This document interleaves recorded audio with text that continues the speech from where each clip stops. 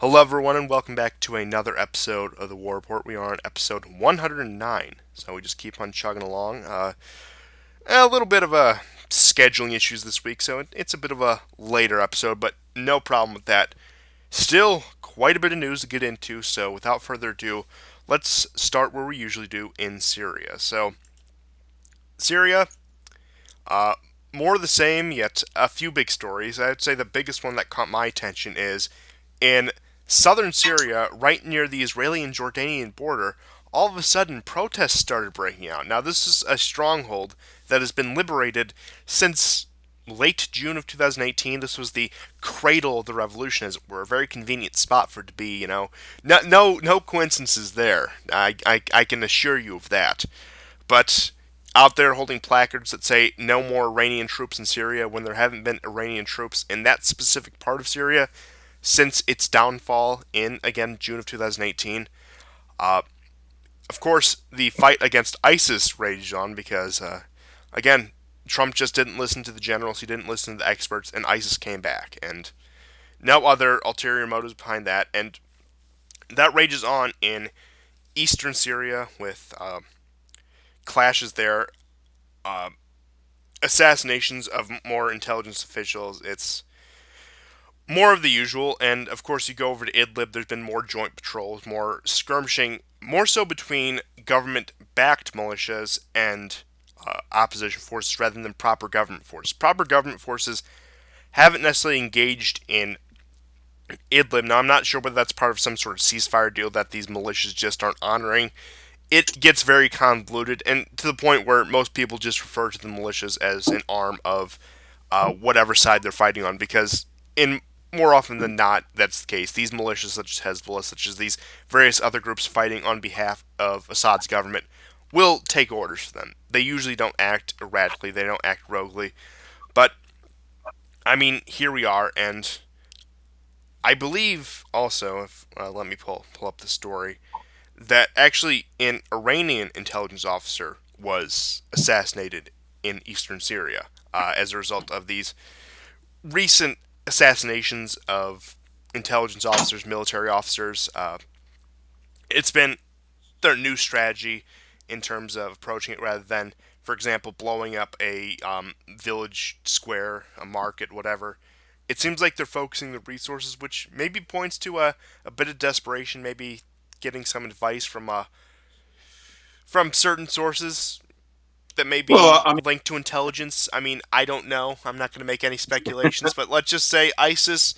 They've had very friendly relationships with certain countries in the past. I won't get into it.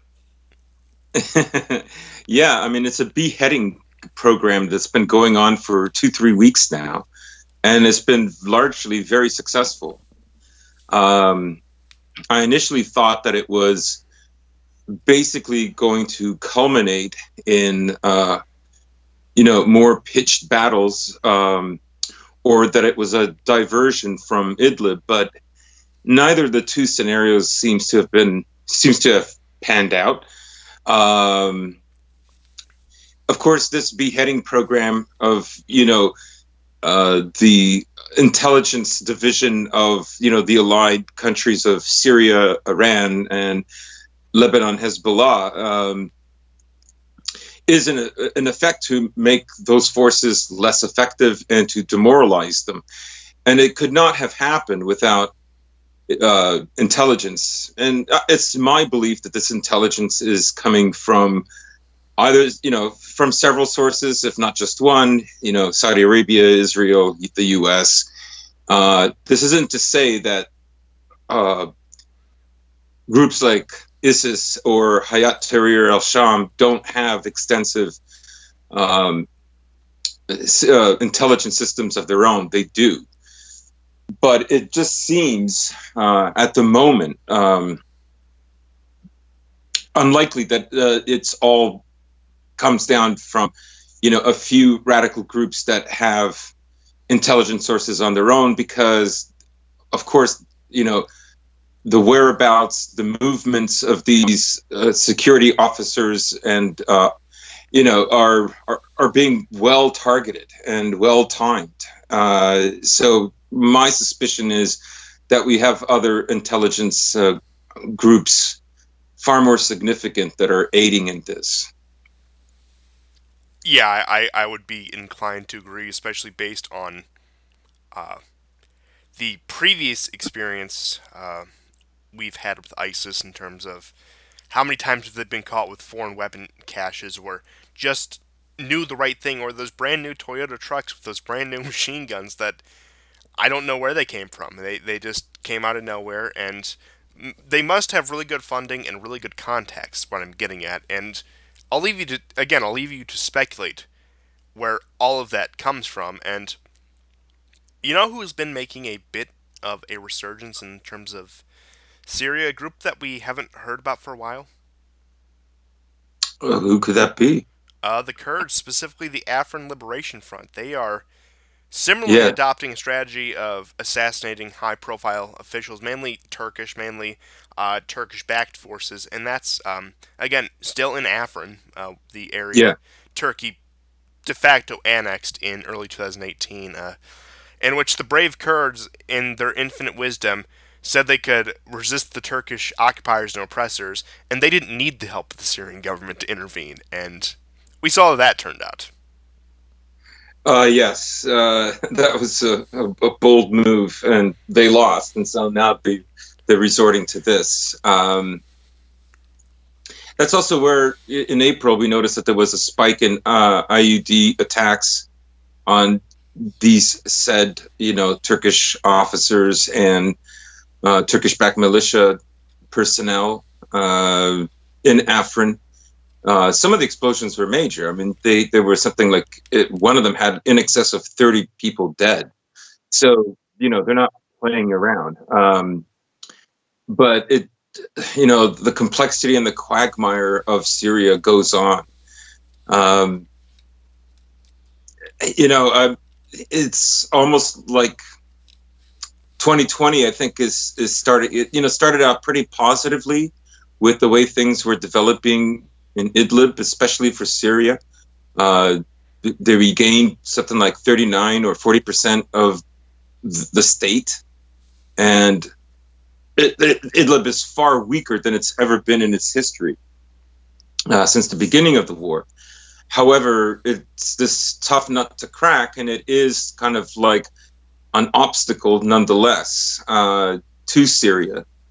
Despite that, the M5 highway is still connected to Damascus and Aleppo, and those patrols by the Turks and by the Russians are extending further in, and this is causing an internal conflict. In fact, like some people are speculating, there's these drone attacks that are taking out high member personnel of Hayat Tahrir al-Sham, and Hayat seems to be fixated that these are either Iranian or Russians that are doing this, but some have speculated that they could actually even be Turkish, that the Turks themselves are losing patience and want some kind of a resolution to this conflict.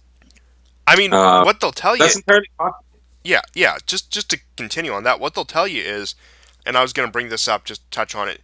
Russia's getting frustrated with Assad. Assad wants to push in against Russia's will. Iran is dissatisfied with whatever. They'll talk about all the internal disputes on the pro-Assad side, which, again, admittedly Right. there are, and they are building, but they will not touch on the much more significant, much more tense internal conflicts on the anti-Assad side, whether that be Turkey and HTS going at it, HTS and whatever various group, Al Qaeda, ISIS, whatever, the Kurds, and again, the Kurds are more their own faction in this whole dispute than anything. But again, you think the pressure is bad on the Syrian government and on the Russian government?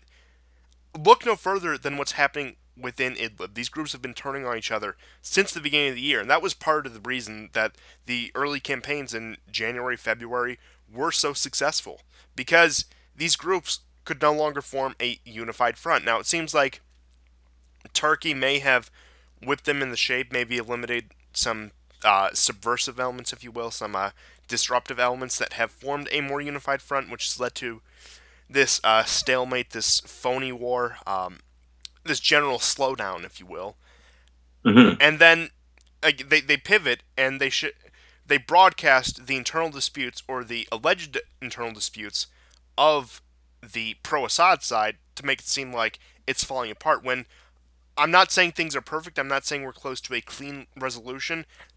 I mean, look, every year at the beginning of the year, you think, oh, this is going to be the last year of the Syrian war, and then come December, January of, come January 2021, we'll probably be saying that again because apparently we never learn our lesson. But you see this every time. Right. And also historically, these groups, these anti-Assad groups, historically have fought each other from the beginning of the war, at least from beginning of 2012 and 2013. I mean, you had ISIS groups that were also in Idlib and Hama and in the southern part of Aleppo, and they came into disagreement and ideological differences, and they had to be pushed out back when the main body of Harat Tahrir al-Sham didn't exist, and it was just called al-Nusra, which was a branch of al-Qaeda. And then this group has morphed many times, and it's hard to say that it's still like the same consistent group. I mean, Hayat Tahrir al-Sham is like a hub for many other, desperate factions, especially in Idlib. It seeks to kind of legitimize its own authority there.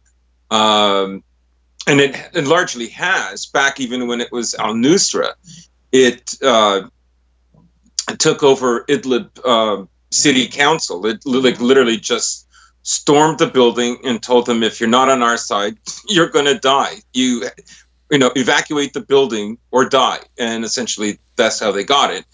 So, and then you have really odd things like 2 weeks ago or about a week ago, where Herat wanted to open up one of the highways leading to Aleppo, basically because, as we've mentioned before, they're running out of funds.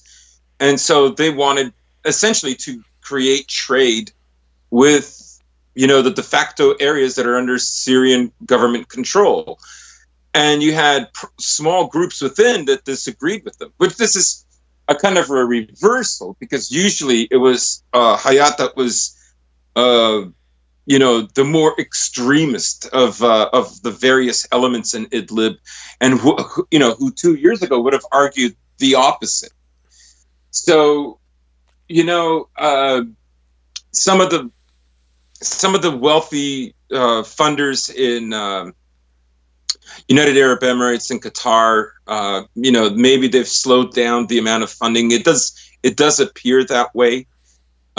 There's probably a kind of a growing consensus to bring Syria to kind of like a new cold state, a new cold conflict. And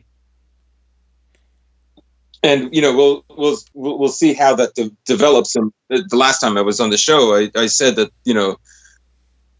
there's no one really in the wings, and it's the people who tout that is Assad's brother are like living a pipe dream. There isn't anyone. So especially with the global economic downturn, I think many countries are going to be looking for this conflict to freeze to some extent, to normalize the country to some extent. Of course, others are probably looking forward to this as a way to, gain advantage. But the rest of 2020 is going to be a very interesting year for Syria. My fear is that, this campaign and an economic downturn could bode very, not too well for everybody, but primarily for Syria, Russia, and Iran, with what their interests and objectives are in Syria. Yeah, it boils down to what has fundamentally been the entire challenge of Russia, Syria, and Iran in the conflict, which is a race against time. And that's just cranked up to 11 at this point. And Yeah. but like I said, we can talk about that. We can talk about the legitimate problems, but I will reinforce that that exact same dynamic exists for specifically Turkey and the Turkish-backed forces, if not the entire anti-Assad faction in general. Now, you bring in the United States, bring in some of these more powerful Western countries, they have the wherewithal and the resources and the influence to outlast, again, someone like Turkey, someone like Iran. But at this point, the main foreign power backing the opposition in Syria has gone down to Turkey, and that is being worked out diplomatically. Now, if there will be a political solution, I honestly have no idea at this point. It goes back and forth too often, but I do think there are elements on all sides that fear a political solution. I think there's those in the Syrian, Russian, and Iranian governments that do not want it. I think there's those in the Turkish factions and, of course, the various jihadist groups that do not want it. But there's also plenty, and it seems like they seem to be winning out right now, that want to settle this via negotiations so they can just put this to an end and move on to the reconstruction phase, which seems to be a primary concern of the Russians, not unfounded considering the fact they've accomplished their goals. But again, there's also the concern that do we want a terrorist state just on our northern border, right with Turkey, with direct supply lines? And it just gets more muddled and muddled the further you get into that. So that leaves us where we are today, and we'll probably come to the same conclusion next week. Yeah, yeah. I mean, and just to sort of finish off what you were saying is that the internal conflicts that are in amongst the countries of Iran, Russia, Syria, and Lebanon, Hezbollah, is not at the stage where they're literally killing each other. Like that's something that has been going on the anti-Assad factions since the beginning of the war. Yeah, Hezbollah hasn't attacked the Syrian Arab Army yet, so I think they're probably a little bit better off in terms of unity. Yeah. Uh, but moving on from that, let's talk about this absolutely ridiculous story I sent you the other day. I think it was actually almost a week ago at this point, about Libya. Not so much about the conflict, but about something that allegedly might happen. So, U.S. says Russia is working with Syria's Assad to move militias to Libya. Washington expresses worries over the Libyan rebel leader Haftar reportedly looking to open diplomatic relations with Assad. And I also love how Haftar, the experienced Yeah. general, is the rebel leader, not the jihadist guys running the so-called legitimate government of Libya. But I'll put that aside. Now, I'll give the audience a minute to guess. You probably know because I sent it to you. Do you know what outlet published this article? Al Jazeera. Uh, I don't recall the outlet. it's It another would, it's a Middle Eastern news outlet. I'll give you that, but it's not Al Jazeera. oh, Haaretz. Yes, Haaretz, I believe it's pronounced. But yeah, they published that. Of course, of course. I don't know. I just love the hyper liberal Israeli news outlet that'll give some concessions, admit some things Israel has done, but then you get the garbage like this, and Yeah. yeah. Now I personally have a hard time believing that with how much things are picking up in Syria, that Russia and Assad are just going to collude to move what are probably valuable forces to go fight and support Haftar in Libya. Now, look, Turkey Yeah. has done so, but Turkey was more so cutting its losses, and we saw how that turned out. The whole.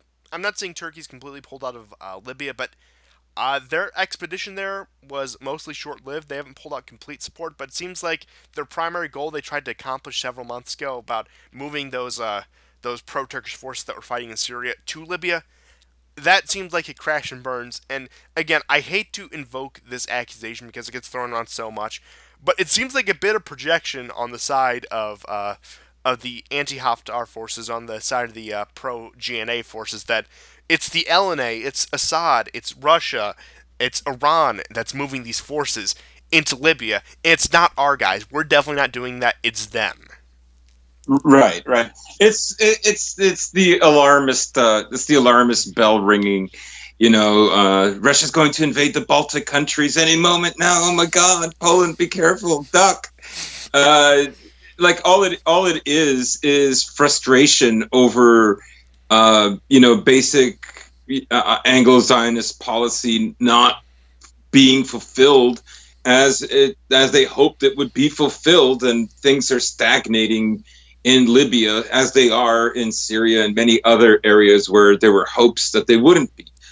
All it is like some minor resistance by, you know, well, not minor in Syria, mind you, but in Libya, and like the resistance isn't huge. Iran has no proxies in Libya. Uh, Again, I'm with you. I find it extremely dubious, the idea that Assad now can afford to send troops to Libya. Like his country is completely balkanized and in tatters. There's like this, one sort of skeletal structure from uh, Aleppo to Damascus that's functional, and Latakia is part of it, but the rest of the country is having to put up fires constantly, whether it's Daraa or Deir ez-Zor. Its oil fields are basically have been stolen by the U.S. Uh, he has no time to like send. He has a military that's literally been at war for nearly 10 years. Like, there's dozens of his soldiers that are dying every day. The idea that he's sending troops there, I mean, it's ridiculous. Yeah, or It's even project- militias. I mean, again, they're made up of the Syrian people. It's like they're paramilitary organizations. But like I said, I don't think Assad has a man to spare when it comes to I know, intervening in foreign I know. conflicts. And Yeah, people will make the case. Dumb people make the case that, well, look how many troops Castro sent to Angola or wherever. Well, I'm sorry, but Cuba was not in the middle of a 10-year long civil war. right, right, and also like Russia's sending in Wagner. Well, so what? Cry more. Like, so what they are. Like, It's like, but you got to only do we get something to about see it, huh? that. Like, it's so ridiculous. There's like, I don't know. Is Wagner there? Like, really? What's its presence? The reason there's a war in Libya is because the West smashed Libya. They destroyed it. And now they're complaining that, like, a lot of unresolved issues after the death of Gaddafi, have not been resolved. The typical, jihadist elements, even ISIS was there, uh, you know, cropped up as soon as he died. And I guess for a little while that was beneficial. Um, but yeah, Libya did not transform necessarily to the expectations of the French, nor to the U.S. And now there's a civil war. So, like, well, I mean, you didn't want to work with someone who was a stable partner, Yeah. and now you're crying because Russia might have troops from Wagner there. Like, I love how Wagner is also like this meme. It's like this. It's this like meme argument. You just have to say the name Wagner. Oh my god! Like, what the fuck does that even mean? Yeah. Then, yeah, it is funny because after it looked like Tripoli was going to fall in May 2019, which Haftar has held back on for about a year now. I think actually today marks exactly a year since they sort of called off the siege of Tripoli, and U.S. forces pulled out to avoid Benghazi 2.0, which, to Trump's credit, I'll give him that. And then they started asking, hey, asking France and Italy to get involved to, represent Western interests in Libya. Then Russia and Turkey just come in and, take over both sides of the conflict. Just, and then, they're surprised that, like, I suppose there's a little bit of surprise that France was impotent to act, even though France has, under Macron, taken up a little bit of a role, but I'm expecting the Italians to act in Libya. It's like, look, that's been tried already. It didn't work out well the first time. I don't think second or third time will be the charm in this case. I know they're getting flooded with migrants, which, look, whatever, we can get in that later. But just the fact that they got completely outmaneuvered, because not only did they overthrow Gaddafi for being, presenting some pushback, not even a tremendous amount, they're surprised that their operation of just bombing everything that resembled infrastructure or stability didn't result in a cooperative government. Right, or that wouldn't fester and create resentment a few years later. Like they turn it into a free for all zone, right? Like I can understand how for some countries that is the desired end, that is what you want, and you want a country that has like basically no infrastructure, is easily bought. Uh, all you want is like a skeletal crew to make sure that the refineries, for oil and gas are working and shipments can be made, and that's about it. And but the country is de facto a basket case other than that. Well, I mean, that's supposing that the people living in that country will tolerate this forever. And I mean, that's the difference between the British and American empires, isn't it? The British put how much time and resources developing these colonies, developing their economies, putting them under their rule. Whereas the American Empire decided it's just much easier to destabilize them, keep them fighting against each other, which is kind of a tactic. It's again, which came first, the chicken or the egg? Did Israel start this tactic and we stole it, or did we start this tactic and Israel stole it? Now I have my own speculation on that, but I mean, here we are, and it's almost an ingenious strategy, but it has a time and a place because again, like it may have worked in Iraq. Western interests are served pretty well in Iraq, barring a minor problem with Iran. Which, funny enough, Obama's Iran deal would have actually solved that issue if you want to talk in terms of liberal imperialism. But that's aside the point. Whereas in Libya, it turned out to be an absolute disaster that completely backfired. Yeah. But I don't have any more news about on that front for Libya. So you want to move on to the U.S. withdrawal from the treaty with Russia? Yeah, we can do that. So this is a kind of a complex treaty. I believe it was signed in '93, and it's a kind of, 92. I guess it's a kind of reconnaissance treaty. Basically, the outline of the treaty is that all the countries who participate in this treaty are allowed to fly over with an hour's warning unarmed aircraft, including military unarmed aircraft, over their territory. And this was done in order to build trust between the former Soviet Union, Russia, and Europe. And so America has announced that they're going to withdraw from this treaty, which is interesting. So they're basically amping it up, right? In other words, like America can no longer fly over Russia with short notice, flying whatever unarmed aircraft they're flying, and neither can Russia do vice versa. However, America has a lot of bases in Europe, and including a lot of bases in Germany, and technically, Russia would be able to fly over those bases and perform whatever kind of reconnaissance it wanted to do with, again, this very sudden amount of warning that they're going to do that. Now, the European powers, especially France and Germany, are kind of besides themselves. Like, why are you doing this? Because essentially, this brings forward the essence of NATO, right? Because they will of course argue, well, America, you're allowing Russia to get a look at your goods in our countries. Plump is And handing Russia. I think basically Plump is handing Europe over to Putler. there was Russian meddling. Moscow Mitch came up with this.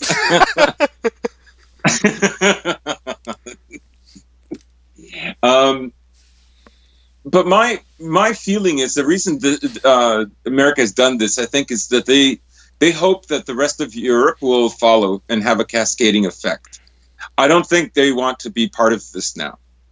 That I could be wrong, but my feeling is uh, that uh, there's going to be this is like a sign of escalation, and that Europe does not feel safe if it can have this relationship with Russia that excludes America. So I think America is basically bargaining right now that Europe will not tolerate it and will also remove itself from the treaty. That's my guess. It'll be interesting to see what happens. You know who I think is going to be the big winner in all of this? Ukraine. No, no, not yet, not yet. We'll get into that. We'll get into that. But honestly, I say this completely seriously. I think it's going to be Macron. I think it's going to be France. As this happens, as you see the concern with American leadership in Europe, and you had like dozens of former and current military officials come out against this move from various different European countries. Uh, I mean, I think France is going to be the one they look to for stability. That's what's been ever since the Yeah. United States has really been under Trump. They thought Merkel's going to be the new leader of the free world, not realizing that Germany is completely under the thumb of the United States and will bend to almost any demand made of them. Whereas, again, France is the military arm of Europe. UK, again, similar case. They're in bed too much with the United States to really be a leader of Europe. But uh, you also look at his diplomatic efforts in Eastern Europe and Russia with, I guess you could say, somewhat of a détente, somewhat of a thawing of relations, trying to open things up between Europe and Russia again. And Mm-hmm. honestly, I think if this leads to any squabbles diplomatically, I think it's going to fall on France to sort it out. Right. I mean, Macron has taken the leadership position here. Um, and good for him because I don't think anybody else has.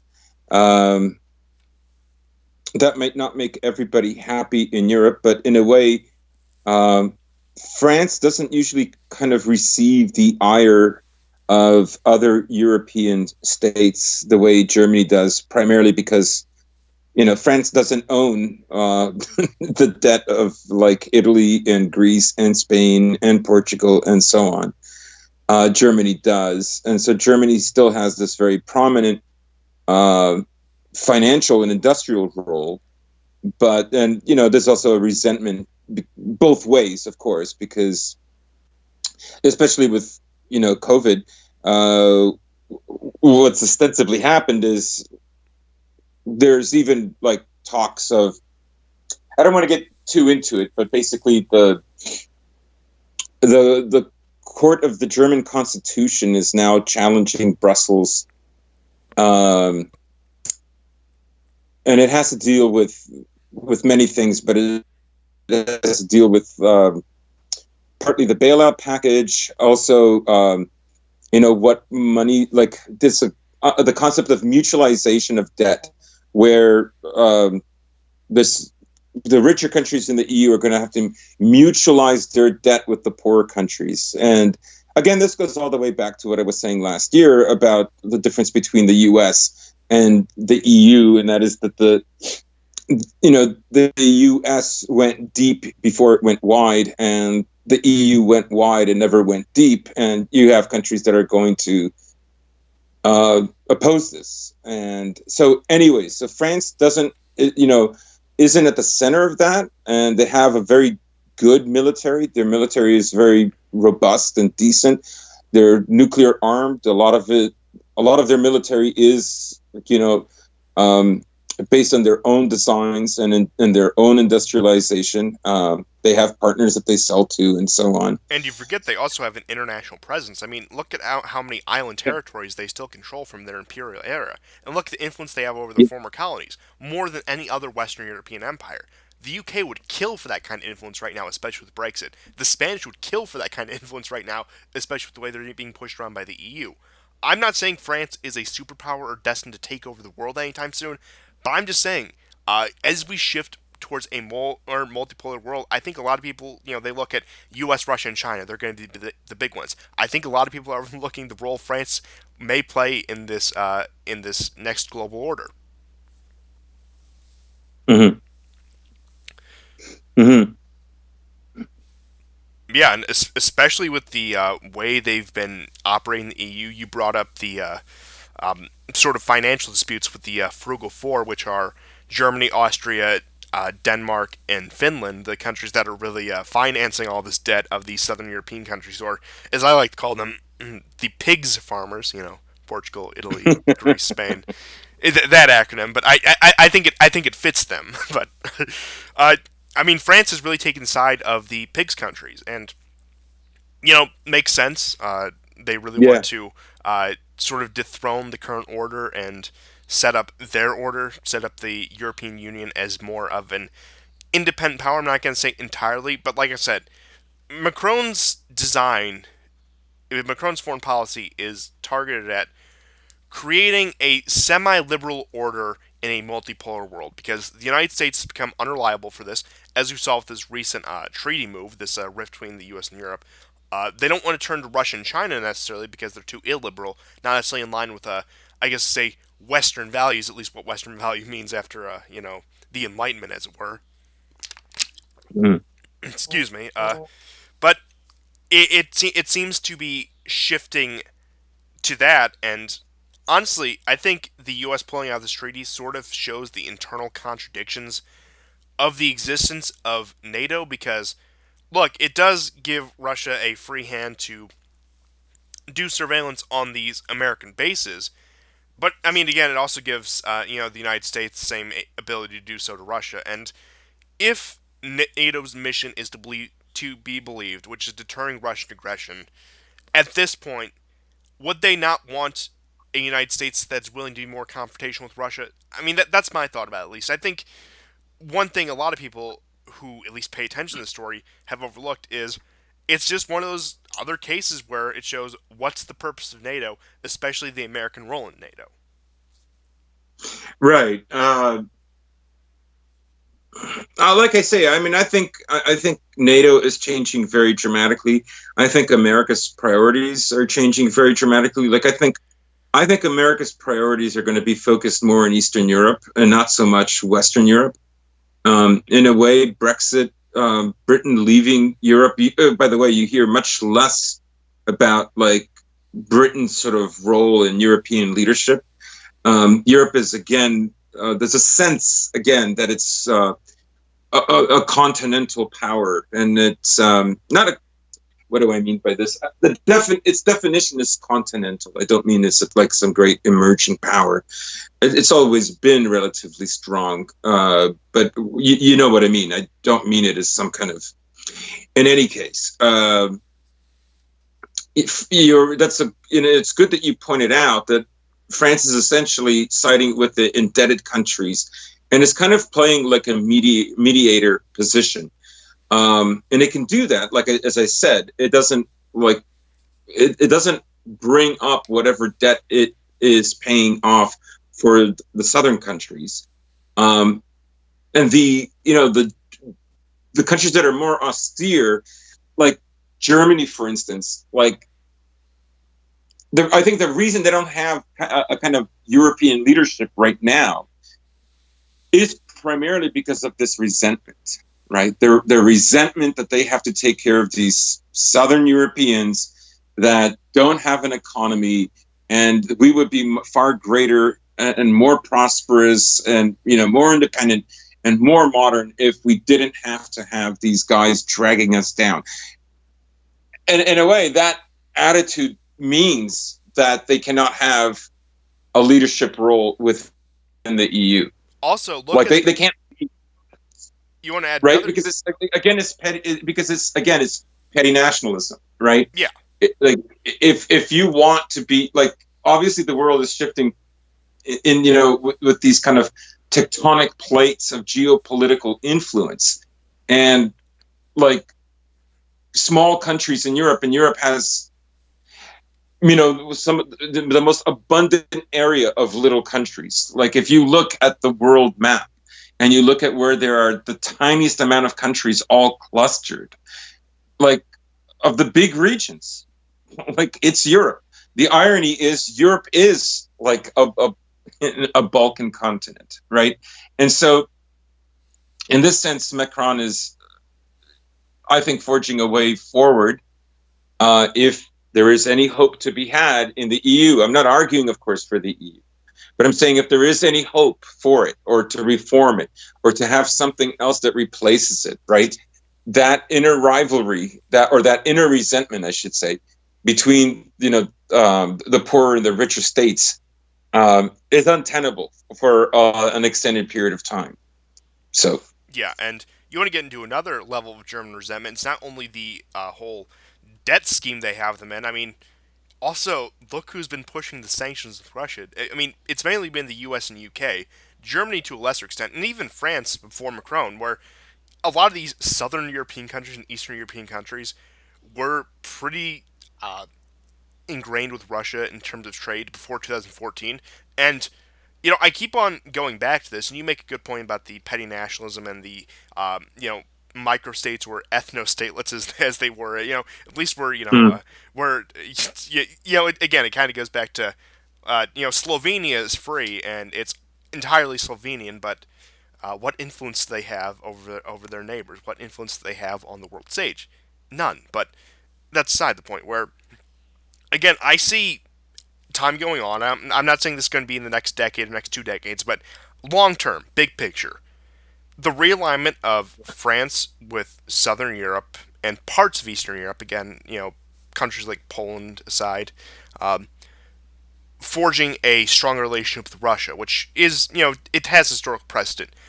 While the Anglo-American bloc really aligns itself with the Scandinavian states, the Germanic states, Austria, the jury's a mhm. bit out on, in my opinion. But again, I think you're seeing this alignment of these two blocks in Europe, the Southern Eastern Med-Slav alliance, as you were, as we've joked about many times, and the Anglo-American German bloc. I think that's really the dynamic we're starting to see play out in Europe, and I think especially as NATO continues to lose relevance, that that will be the case.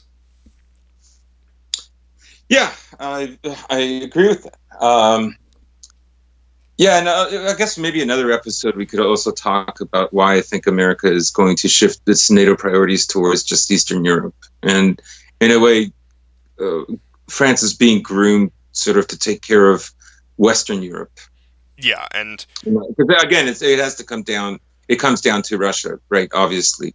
yeah, Um, we can get into the importance of France and why, if you really want to see monumental shifts in Europe, you want people who share yeah. your ideas in power in France, not only to the powerful executive, but to the influence they hold in Europe. I mean, imagine if the I don't know what they call the far right party now, but the one that used to be Front National, very Russophilic, and that's just beyond the regular mainstream media accusations. I mean, these people have openly praised Russia and called for greater cooperation as opposed to the uh, Anglo-German bloc of Europe. But I mean, again, if we get a return to, I would say, the traditional power structures, at least of the late 19th century, of the Franco-Russian alliance, um, primarily targeting Germany, and then again the element of the again, if we get back to, I'm not saying that exactly, but something that resembles that. I know I probably sound like the ramblings of madmen here.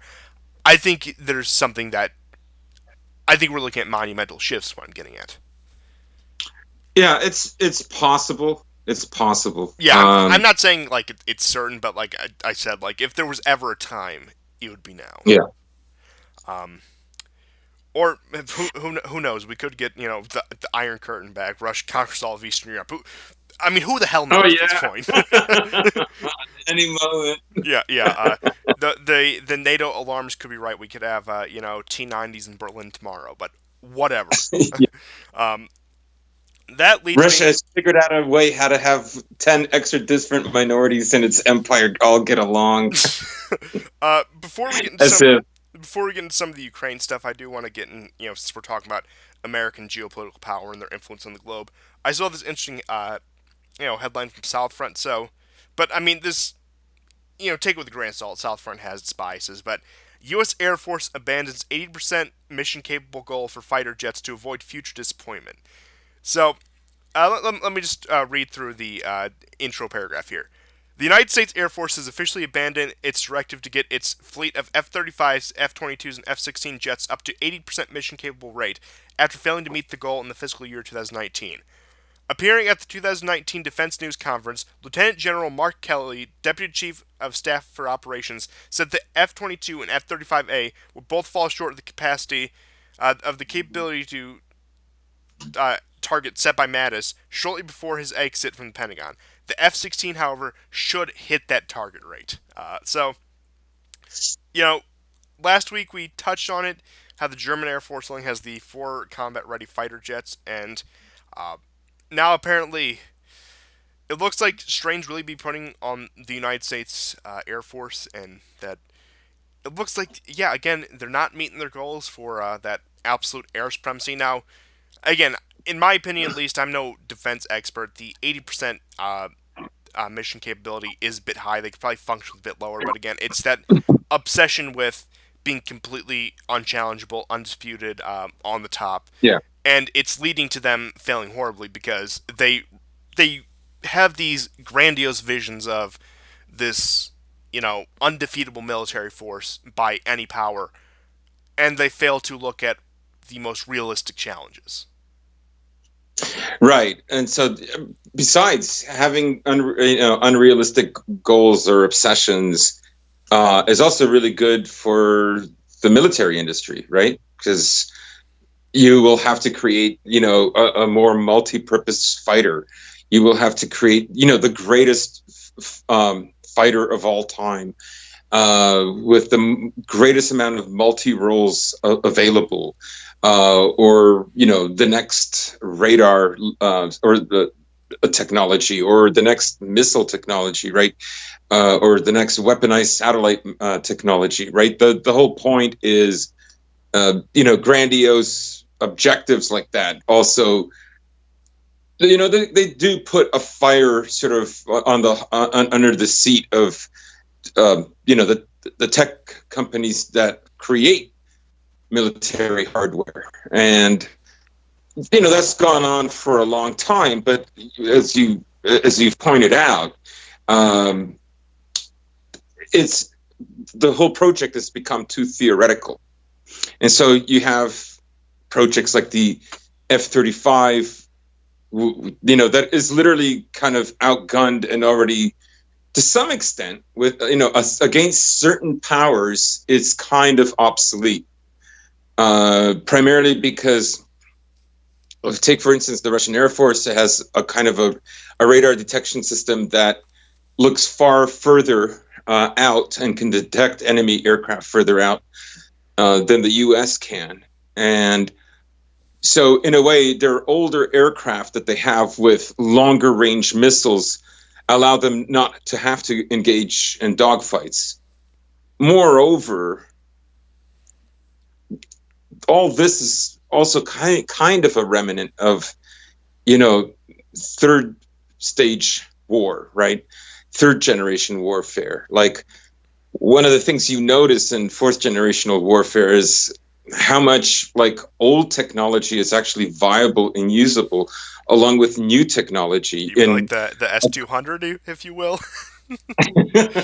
yeah, like in a kind of hybridized approach, right? Where like you don't like no country in the last 25 years has had to like put up 50 of its best jet fighters to go into dog, like that's like literally Vietnam era. Like nobody does that anymore. So Yeah, well, I think the last major dogfights was the war between Iraq and Iran in the 80s. yeah, yeah. So you know, um, nobody really engage. I mean, the Western powers and the European powers don't engage in those sorts of wars anymore. Anyways, they haven't for over a generation or more. So Yeah, well, I'm just curious. We still have not seen this exchange between any of the powers, and maybe Iran, like any confrontation with Iran, will be the first time we see this. God forbid. But I mean, how does the F-35 compare to the S-400? right, right. That's a That's good that's the question. that's the biggest question I think when it comes to air combat and air defense. Um, Can the Mm. F-35, for lack of a better term, outsmart the S-400? Well, I mean, I think we're going to see an answer to that very soon, probably before the end of 2020, because the arms embargo set against Iran, which is said to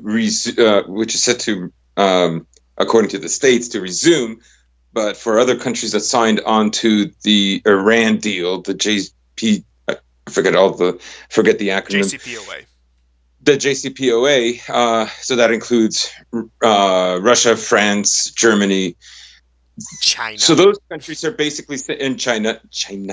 Um, they're basically saying, Russia has expressed that it will be in favor of Iran being able to receive arms, that it will be able to buy arms from other countries.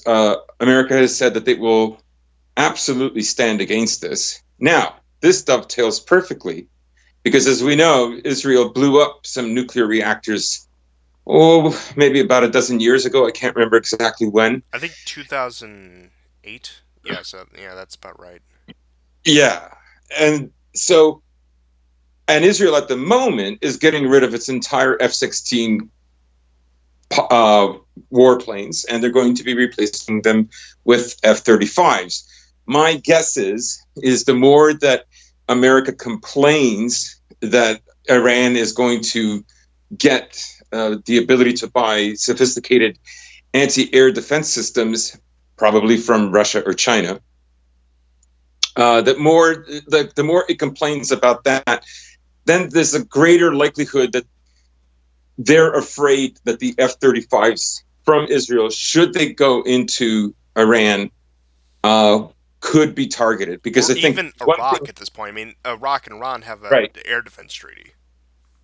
right, because it is so at this moment, obviously, that Iran has developed its own anti-air defense systems that are, I think, better than they were 12 years ago. I don't notice, I notice Israel complaining more and more about whatever it is Iran is doing with nuclear enrichment, but they're taking less action. Now that's probably because the facilities have moved further underground. But in any case, I mean, heavier munitions can be used to destroy them as well. In any case, Israel is not willing to make those daring runs that they used to. I mean, So I would say that's a good indicator. See yeah. how much America complains around October of this year.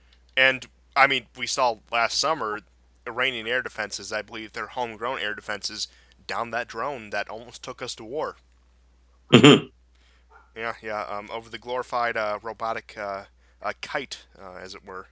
But uh, I do want to touch on some of the news about Ukraine before we get out of here. So let's pull this up right here. Apparently, Ukrainian officials are still under the impression that their country is valuable to NATO without Crimea. Uh, you had the uh, Deputy Prime Minister of Ukraine for European and Euro-Atlantic integration, so pretty much the guys trying to get them into the European Union and NATO. Uh, we're talking about the need for the United States and NATO to strengthen its presence in the Black Sea to deter Russia. And they seem to be under this impression that a port in Odessa or any of these other cities will be just as good as controlling Crimea. And if only they controlled Crimea, Ukraine would not be in this mess. They would not have any of the current problems they are having now. They would not have a mass exodus of people getting up to, at sometimes 1 million a year. They wouldn't have to resort to a surrogacy market just for people to survive. Which again, we'll get into That's that, but terrible. it seems like Ukraine is still hell bent on getting into NATO. Pretty much after those prospects have been forsaken since Crimea was lost. Right. I mean, you could argue that what country in Europe has received the amount of loans and attention that Ukraine has had in the last 5, 6, 7 years? There isn't any. and nothing is done. And of course, they have a kind. I mean, they have a kind of be led kind of idea of themselves. If only we were in this outfit and in this organization, then we'd be doing great. Like, obviously, what they're basically saying is we literally cannot do anything on our own. We're incapable. We just can't do it. If only we had Crimea, then we would be amazing. Like, well, I mean, Russia didn't let you genocide a Russian population in Crimea. Like, that's what you would have had to have done in order to have taken Crimea. And, it wasn't good that 50% of your forces defected to the Russian side in 2014, which made doing that highly unlikely. But that's it. You're not going to get it. You didn't, the opportunity passed you by. And so now it's, the old, I mean, no matter how much help they get, Russia is always stopping them from being this incredible country. They're incredibly Western, we're told. It's like, and so they're this sort of mixture of, like, homo-fascism. Like, they're still obligated, like all these other little countries around it that are part of NATO, where they have to participate. They have to perform legally sanctioned gay parades, and at the same time they can march around in their World War II era fascist uniforms. They're allowed to be based once in a while, but they still gotta, they know who basically puts the butter on the bread. So yeah, and it's unfortunate that surrogacy now is like a big deal in Ukraine. Yeah, let me pull that up because, and due to all these shutdowns and lockdowns and quarantines, there's been a delay in terms of that. So, uh, right now we have that dozens of babies that surrogate mothers in Ukraine have given birth to for foreign clients, the infants trapped in Kiev due to the pandemic, have laid bare serious gaps in the Ukrainian legislation, and this quagmire requires the urgent intervention of national authorities. Ukrainian Presidential Commission for Children's Rights Nikolai Kubela said in response to the dispute over 46 newborns being kept at a hotel in Kiev suburbs. Quote, the case once again demonstrates the lack of rights that children born surrogate mothers face. Ukraine has, in fact, turned to international online merchant of children. We have no Oh idea my how God. many kids like these in Ukraine's supply to clients in other countries in reality, Kubela said on his Facebook page. He warns that the commercialization of such services in Ukraine would enable the uncontrolled trafficking of Ukrainian children to other countries. Now, this is rather reminiscent of the child trafficking scandals that came out of Romania in the 90s and 2000s, don't you think? Yeah, yeah, yeah. I think this is a little different, though. I think these are what I think are called wheat field mamas. I think I think these are Wignats basically paying for these wheat field moms, essentially, who are birthing their Aryan babies. But honestly, you want to get into the clientele for this. It's mostly number one, gay dudes. Number two, women who don't Yeah, want to take time off of work because their career must come first. That those are the two main clientele of this, and the fact that this you're has become a kidding. Is that substantial part real? of the way many Ukrainians have turned to for just the money to survive. Like, you know, I want to say this is worse than prostitution. I'm going to come out and say this is honestly worse than prostitution. So you can verify that that these women are having babies for gay couples. I'm pretty sure that's who most of the clientele for this are. Wow, disgusting. Yeah. Sorry, Vlad. We gotta ship you off to the Netherlands to get raised by your trans father. Yeah. Oh, Wow. yeah. Yeah. Ain't that something? Yeah, that's pretty bad. Even though it seems like even the Ukrainian legislature, this is a bridge too far for them. So there's some good news out of this, I suppose. Yeah, I mean, well, it is a bridge too far. I mean, but I don't understand. Like, didn't the IMF buy all their land, their agricultural land? Like, aren't they developing something there? Like, it's just there's just too much corruption in the country. Yeah, I mean, okay, in the 90s, stuff like this happened in Russia, in all of Eastern Europe. And with the advent of the internet being what it is now, of course, it's worse now. But the point is, there are many countries that are poor on the level of Ukraine, if not worse than Ukraine. My question is, why is that specifically happening there? Why don't we see that in countries? Well, okay, Belarus, I understand they're more closed off, but why don't we see that in other poorer countries with again that are on the same level or worse than Ukraine, where the financial system, where the emigration rate, and where the general despair is again on par. Why is it particularly happening in Ukraine? Is honestly what I'm wondering. Right. Is there something more? Are they like? Because I mean, that's a defeated people. Like that's horrible. Honestly, I think I figured out. I Um, think Israel is farming soldiers. right. No, but in all seriousness, yeah, like I don't know Well, how. I mean, it's a good question. I don't know. I mean, surrogacy did go on after the fall of the Soviet Union in Eastern Europe in lots of countries. Oh, absolutely. Uh, but the crazy '90s, like a lot of those issues. I mean, there is still poverty, and I bet on some level, surrogacy still does go on. However, like there's no question countries like say Czech Republic, Slovenia, Croatia, Hungary. I doubt very much that they are engaged in surrogacy. I mean, let's be honest, surrogacy like exists in America. But I mean, but yeah, compare the but they're prices, if you they're will. they're they're for other Americans. They're not for like foreigners. So Yeah. anyhow, Um, I mean, and I don't know a country that I would necessarily say is comparable to Ukraine. I don't know, maybe somewhere like in the Balkans, if you will. Like, I don't know. Do you see this happening in Bulgaria? Do you see like pretty much a child, what could be I could describe as a child farm going on in Bulgaria or Serbia or Macedonia or any of these other countries? I don't know. It seems like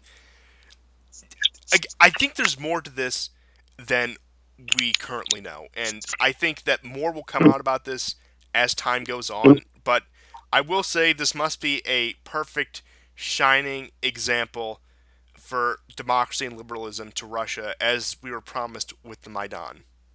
yeah. Eventually, Russians will see what's happening in Ukraine, and they will oust Putler. Like obviously, that's what's going to happen. I mean, but But we all should we all should that. mention though that things aren't so rosy in Russia either. Yeah, I was just about to get into that, but Yeah, all that aside, with as much as I just went on about that, I'm not even like, because I know there's going to be people who take it this way. This isn't necessarily a value judgment that Russia is doing so much better than Ukraine, that, a value judgment based on any other countries. I brought it up just, comparable rates, countries like Bulgaria, Serbia, maybe. But again, I think this shows there's a much deeper problem. And, that doesn't necessarily mean like, oh, Russia's going to win and conquer Ukraine. But again, like, there's something going on here that isn't going on in these other former yeah, Soviet countries. And honestly, I think at this point it might be a cultural or spiritual problem to the point that it's come to this. right. Why would Russia even want Ukraine? Like seriously, like even before the IMF bought it out, like why would they want like another hostile minority within its empire? Why would they want that? Like, as popular as Putin is, the big question is who comes after him. So that lets you know how tenuous it is. Um, Russians are happy it's not the '90s, but they're not like I would say happy overall. I would say. Yeah, there's growing Uh, discontent, which we're about to get into. Right. So like why would they why would they conquer like a country that hates them? They've already dealt with them for like a half a century. Yeah, and I mean, you want to get into that longer than that. Yeah, so yeah, Gazprom has suffered its first negative in its history. The first time, the first quarter that it has not made a profit. And it was This is founded in big. August 1989, so just Yeah, shy of just over 30 years. right. So at the moment, it's actually selling oil and gas like even at a loss.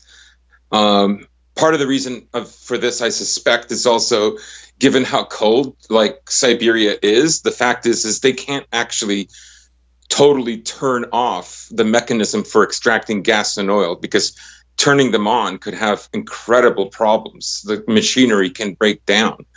Uh, a lot of these places are under permafrost all year round, so that's one problem.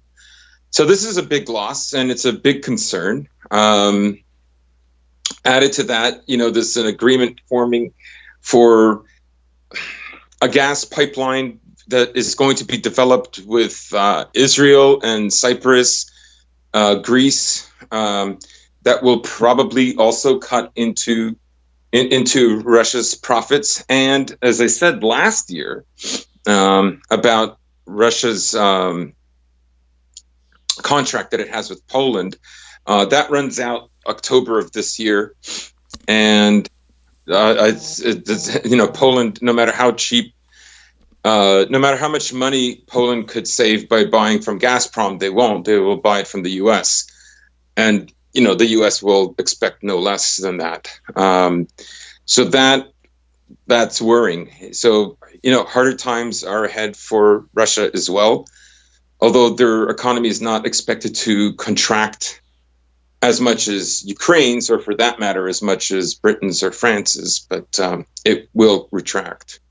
Yeah, but a storm's brewing, and again, the lower oil prices are only going to contribute to that. Just for the Yeah, exact figures, uh, in the first quarter, the company's efficiency fell by 306 billion rubles, which is 4.1 billion USD, and that's to compare to in 2019, the company's net profits in this same period were 199 billion rubles, 2.7 billion USD.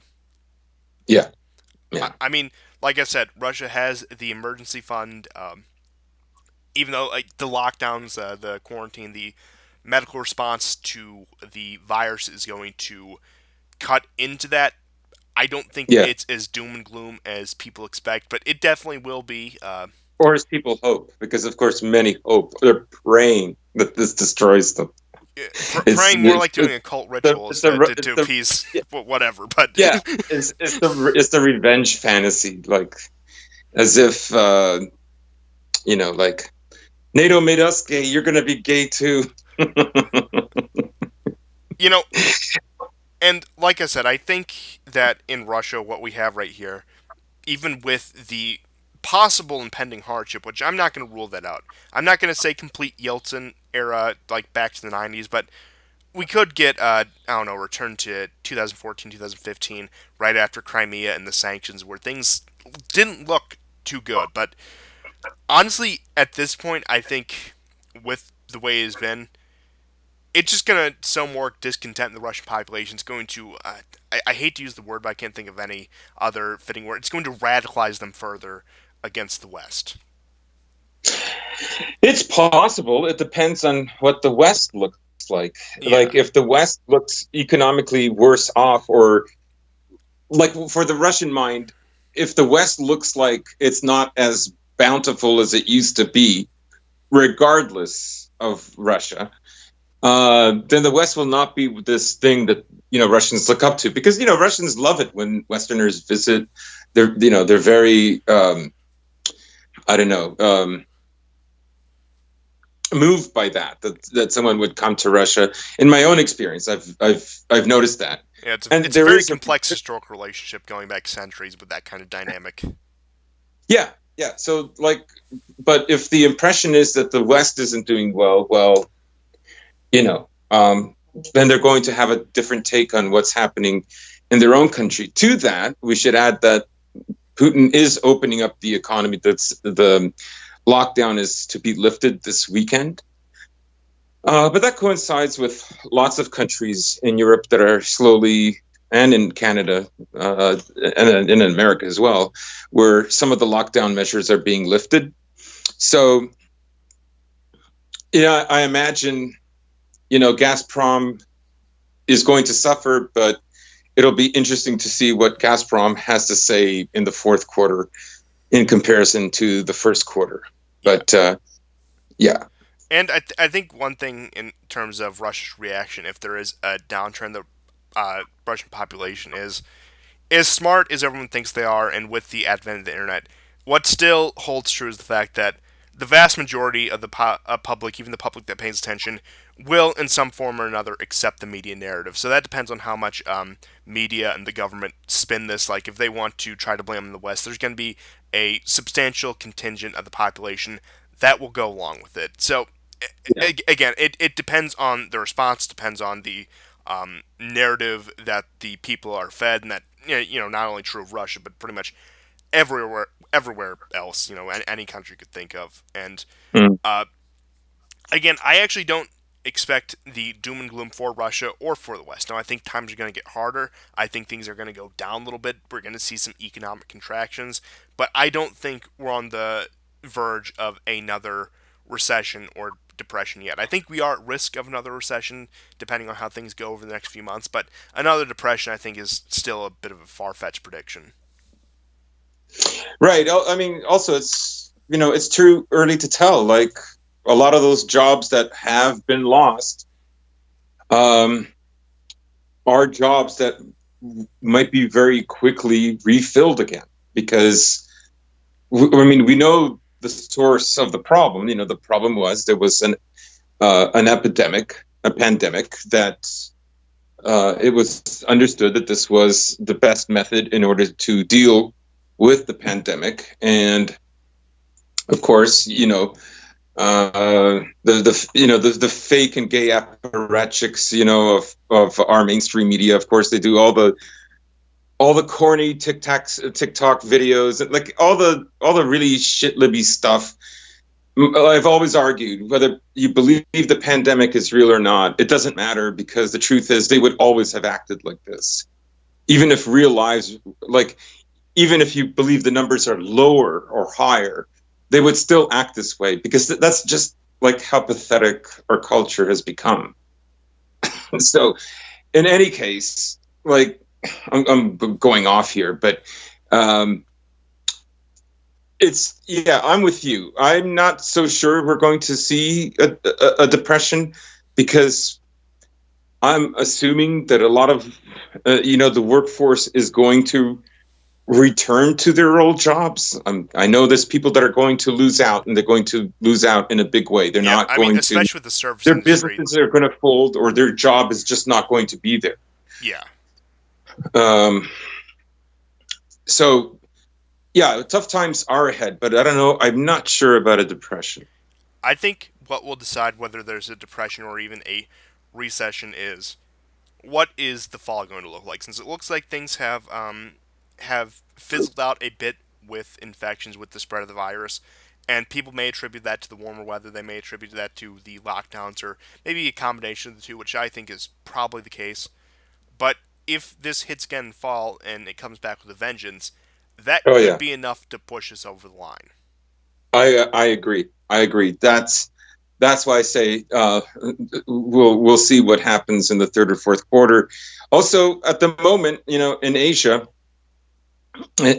things aren't really like as locked down as they were in Europe. So, and that is where the most of the world's economy is right now. So that's where the much of the developing economy is. That's where much of the established economy is.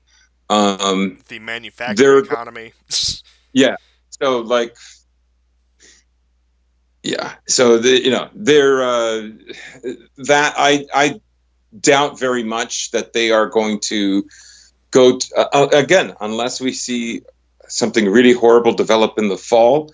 I doubt that they're going to go back to any kind of lockdown measures that we saw. They started them sooner, and they're lifting them sooner as well. Yeah, I mean, again, East Asia has already gone through their